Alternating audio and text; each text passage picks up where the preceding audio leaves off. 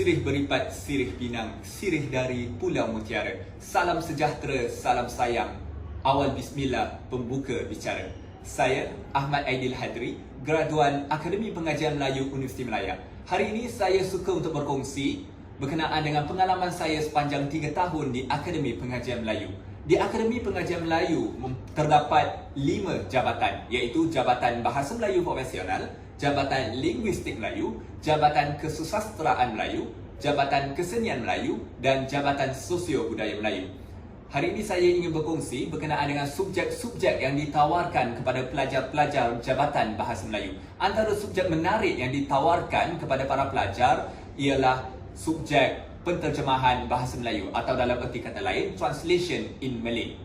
Saya kira subjek ini dianggap sebagai subjek yang penting dan menarik kerana kita dapat lihat bahawasanya para pelajar sebenarnya mempunyai keupayaan untuk berdui bahasa sesuai dengan keadaan semasa.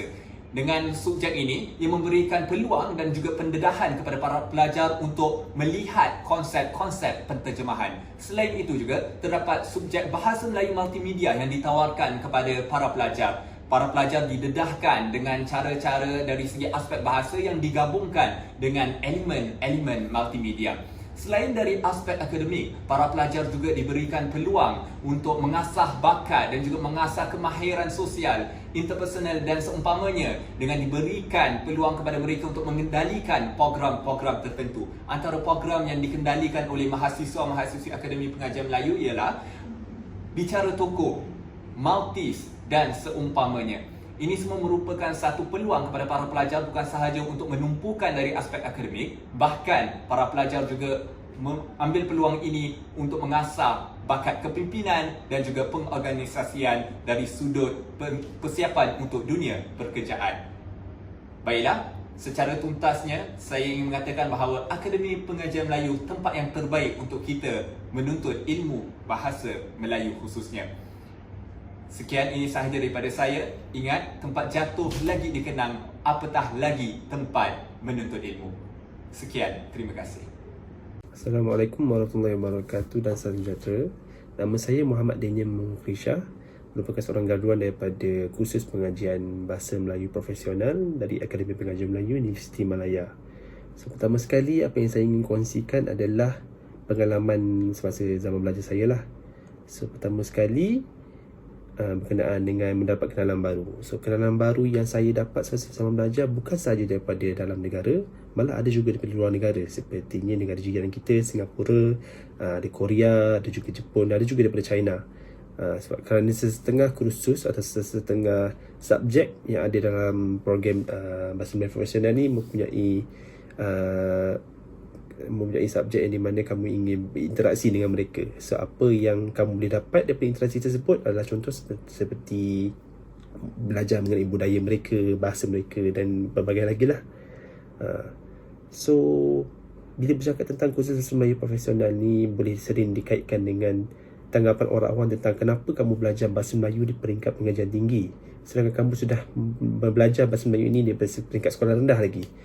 So, tapi tanggapan itu telah saya dapat huraikan di mana ia adalah ternyata berbeza. Kerana di pengajian tinggi kamu belajar dengan lebih terperinci lah dari setiap sudut Bahasa Melayu itu sendiri, mula daripada sejarahnya, daripada segi tata bahasanya, dari segi penggunaan bahasa Melayu itu sendiri. Yang ia sangat menarik. So, Alhamdulillah juga saya selepas telah menamatkan 4 bulan latihan industri saya telah ditawarkan 2 tawaran kerja daripada syarikat tempat saya menjalankan industri, iaitu syarikat Great Eastern Takaful. So, Alhamdulillah saya telah masuk ke tahun kedua untuk berkhidmat bersama syarikat tersebut. So, impresi pertama yang saya dapat semasa ingin memulakan latihan industri tersebut adalah macam kenapa memilih syarikat insurans sebagai tempat melakukan internship, sedangkan kamu belajar bahasa Melayu. Tapi apa yang saya dapat bukti kepada mereka adalah walau apa pun latar belakang pelajar kita, selagi kita tahu objektif kita, selagi kita tahu membawa nilai dalam diri kita, insyaAllah kita boleh berjaya walaupun di mana pun. Dan apa yang dapat saya buktikan di situ juga adalah saya tahu objektif dan azam saya adalah saya ingin terus mendapatkan kerja setelah saya tamatkan pengajian saya. Jadi saya perlu melakukan sehabis baik dan menunjukkan yang saya boleh berkhidmat dalam syarikat tersebut. Dan Alhamdulillah saya berjaya untuk melakukan perkara tersebut lah. So kesimpulan yang dapat saya simpulkan di sini adalah apapun jurusan yang kita ambil, apapun program yang kita pilih, seharusnya terbaik untuk masa depan kita. Tapi kita jangan lupa setiap langkah yang kita ambil itu adalah bermula pada diri kita sendiri. So tetapkan azam, kita perlu ada objektif dalam hidup kita untuk memastikan kita boleh berjaya suatu hari nanti. Okay, sekian, terima kasih. Assalamualaikum.